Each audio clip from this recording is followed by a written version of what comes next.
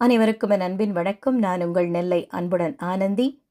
நூலினி பதிப்பகம் தொகுக்கக்கூடிய தன்முனை கவிதை நூல் ஆகாயத்தின் ஆழ்ந்த தியானம். இன்று நாம் பார்க்க இருக்கும் கவிஞர் சே. கலைவாணி அவர்கள். மேட்டூர் அணையிலிருந்து ஓய்வு பெற்ற தமிழாசிரியை. கவிதை, கதை, கட்டுரை எழுதுவதில் ஆர்வமிக்கவர். கைவினைப் பொருட்கள் செய்வதிலும் ஆர்வமுள்ளவர். சிதறிய பரல்கள் நூலினி பதிப்பகம் வழியாக அடர்வன மின்மினி ஹைக்கூ நூல், ஒளியின் துடிப்பு, தன்முனை இயைபு கவிதைகள், செம்புலப்பெயல் மரபு கவிதைகள் நூல்களெல்லாம் வெளியாகியுள்ளது.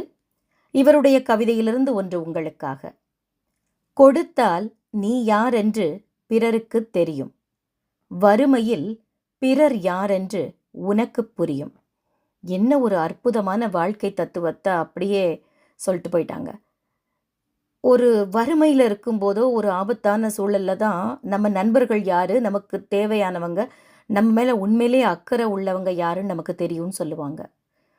உனக்கு உண்மையிலே உன் நண்பனுடைய குணம் தெரியணுமா, அவன்கிட்ட கைமாத்தா காசு கேட்டுப்பாருன்னு விளையாட்டாக சொல்கிறது உண்டு.